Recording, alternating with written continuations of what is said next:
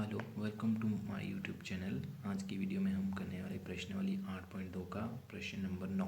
ठीक है, 8 तक के प्रश्न मैंने पिछली वीडियो में कर दिए थे, अब हम उससे आगे करेंगे। ठीक है, आज का प्रश्न है, अरुण एक जोड़ी स्केट्स, ठीक है, पहिएदार जूते, स्केट्स क्या होता है, पहिएदार जूते होते हैं, किसी सेल से खरीद कर लाया जिस पर दिए गए बट्टे की दर 20% थी।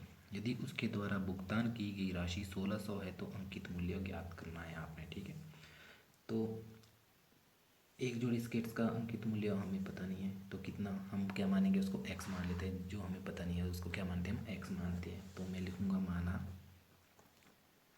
माना एक जोड़ी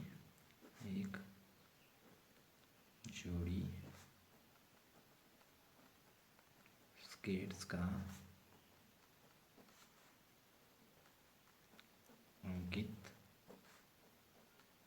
मूल्य, ठीक है, क्या मानूंगा मैं, एक्स मानूंगा। एक्स मतलब रुपए में है ये, ठीक है, एक्स रुपये। अब दिया गया बट्टा कितना है, इसमें दिया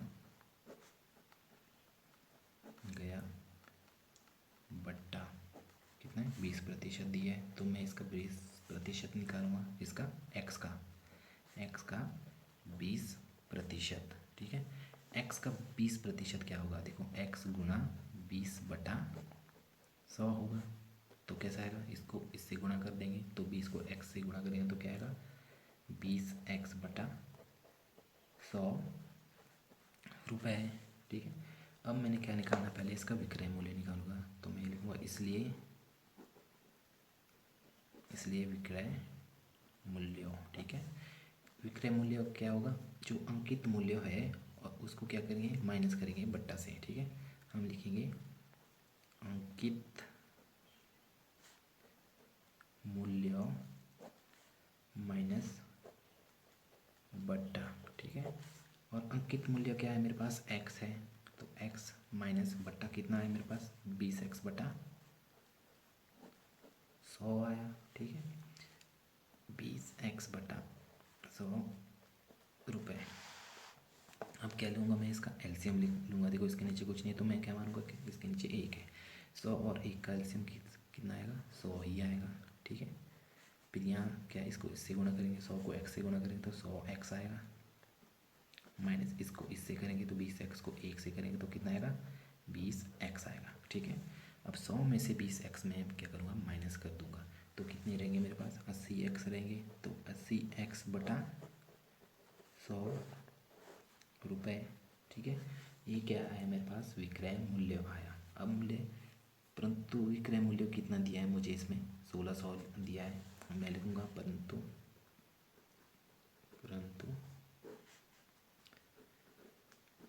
विक्रय मूल्य। ठीक है, विक्रय मूल्य बराबर है 1600 रुपये।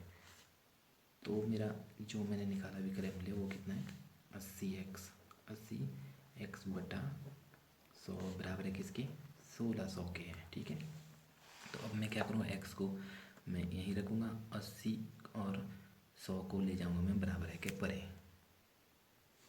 अब क्या करना था, मैंने एक्स को मैं यहीं रखूँगा, ठीक है, और बराबर है के परे क्या मेरा 1600 है। मुझे ले जाना था 80 और 100 बराबर है के इस तरफ। तो जब ये इस तरफ आएगा तो क्या होगा, उल्टा हो जाएगा, 100 ऊपर आ जाएगा और 80 क्या होगा, नीचे आ जाएगा। ठीक है, तो देखो 1 0 से मैं 1 0 काट दे रहा हूँ। अब ये इससे कटता है, 8 एकम 8, 8 दूने 16 और 0 का 0। तो अब क्या बचा मेरे पास, 200 गुना 10। 200 को 10 से गुना करूँगा तो मैं कितना आएगा, 2000 आएगा। ठीक है, 2000 रुपये। तो x कितना है मेरे पास, मैं लिखूँगा x बराबर है 2000 रुपये। और x क्या था मेरा, अंकित मूल्य, मैं लिखूँगा इसलिए अंकित मूल्य बराबर है 2000 रुपये, और आपने यही ज्ञात करना था। ठीक है, तो ये क्या है, इस प्रश्न का आंसर हो जाएगा। ठीक है, समझ गए। अब हम करेंगे नेक्स्ट क्वेश्चन, प्रश्न नंबर 10। देखो अगला प्रश्न क्या है हमारा, मैंने एक हेयर ड्रायर, ठीक है, 8% वेट सहित 5400 में खरीदा। वेट को जोड़ने से पहले उसका मूल्य ज्ञात करना है, ठीक है। हमें पता है जो कुल मूल्य होता है वो हमेशा 100% होता है। कुल मूल्य क्या होता है? हमेशा 100% होता है, ठीक है। ये मैंने आपको 8.1 में बताया है। तो क्रय मूल्य क्या है मेरे पास? मैं लूँगा हेयर ड्रायर का क्रय मूल्य, ठीक है। क्रय मूल्य दिया मेरे पास 5400 रुपये, ठीक है। और वेट कितना है इस पर? वेट मतलब VAT, वेट है मेरे पास 8% इसमें, ठीक है। अब जोड़ने से पहले मुझे निकालना है इसका मूल्य, ठीक है। तो मैं मानूंगा, माना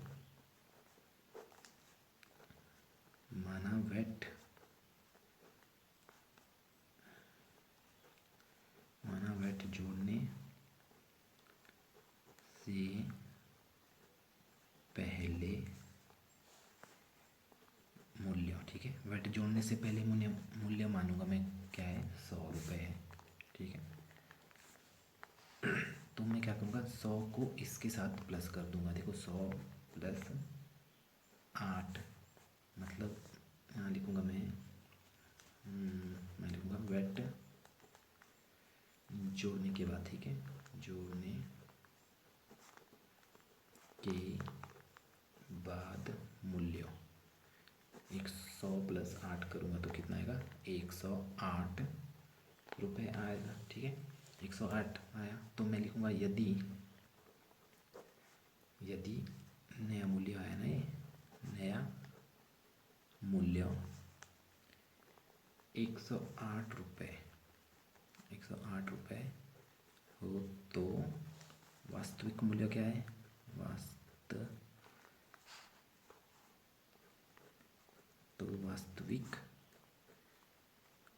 मूल्य कितना है? 100 रुपये है इसका, ठीक है। नया मूल्य 108 आया तो वास्तविक मूल्य क्या है? 100 रुपये है।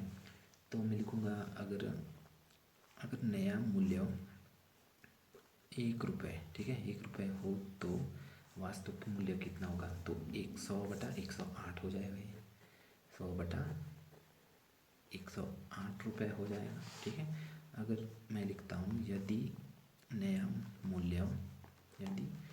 मूल्य कितना है?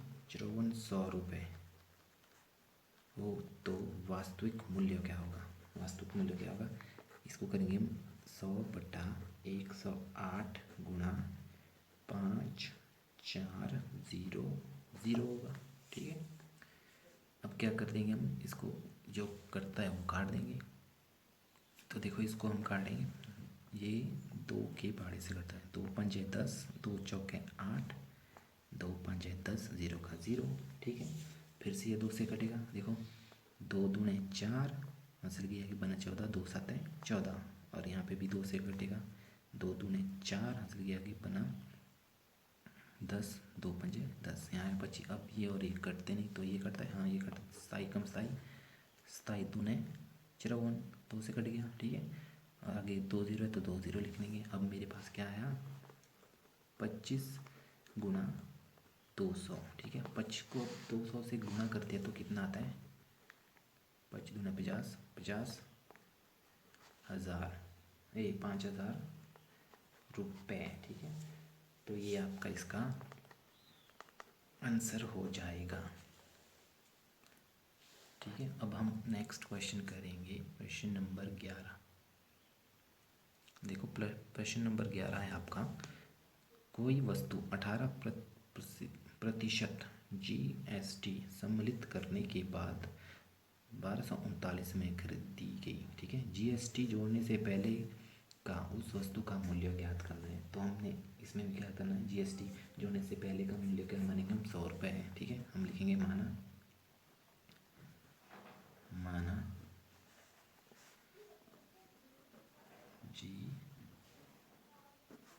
GST जोड़ने से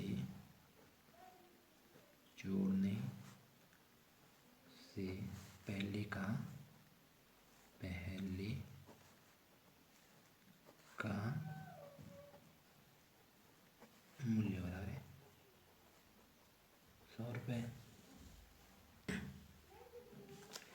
अब जीएसटी की दर क्या है हम देखेंगे। जीएसटी की दर कितनी है, 18% है। तो हम लिखेंगे इसलिए जीएसटी जोड़ने के बाद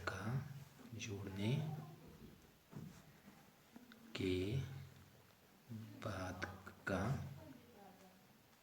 मूल्य बराबर है, जोड़ने के बाद का मूल्य क्या होगा, 100 में 18 प्लस कर देंगे हम। 100 प्लस 18 तो कितना होगा, 118, ठीक है, रुपये। अब मैं क्या करूँ, यदि जीएसटी जोड़ने के बाद का मूल्य 118 है ना मेरा, तो यदि, अच्छा मैं लिखूँगा यदि जीएसटी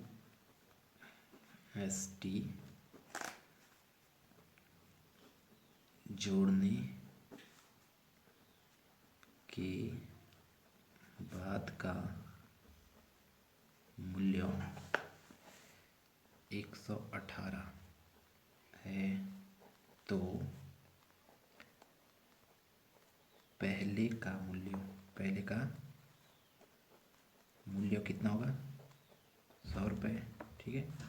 तो यदि जीएसटी, अब अगला मैं ऐसा ही लिखूँगा, यदि जीएसटी जोड़ने के बाद का मूल्य 1 रुपये, ठीक है, कितना, 1 रुपये है तो पहले का मूल्य बराबर है कितना होगा, 100/118 रुपये। इस तरह से करेंगे, ठीक है। फिर नेक्स्ट स्टेप लिखूँगा मैं, यदि जीएसटी जोड़ने के बाद का मूल्य 1239 है तो पहले का मूल्य बराबर है कितना होगा, 100/118 गुना 1239, ऐसे करेंगे, ठीक है, 1239 रुपये। तो अब देखो क्या करना है, जो कटता है वो काट देंगे। अब देखो हम इसको काटेंगे, ये कैसे कटेगा, पहले तो हम इसको काटेंगे 2 के पाड़े से, 2 पंजे 10 और यहाँ गया से बना 18, 2 9 18, ठीक है। ये भी कटेगा 2 से, 2 पंजे 10 और यह है 50, यह है 50/59 गुना 1239। देखो इस तरह से काटेंगे, पहले ये 2 से कटेगा, ये यहाँ 5 दूने 10, ठीक है, 9 दूने 18, 5 दूने 10 और 50, ठीक है, 50 है, 50/59 इंटू 1239, ये कैसे, 59 को हम क्या करेंगे 21 से काट देंगे। तो यहाँ देखो इस तरह से मैंने गुना करके इसको काट दिया, तो ये कट जाएगा। फिर क्या आया हमारे पास, 50 इंटू 21, इन दोनों को क्या करेंगे, गुना कर देंगे, और गुना करके कितना आएगा, 1050 रुपये आएगा। ये आपका इसका मूल्य हो जाएगा जो आपने ज्ञात करना था।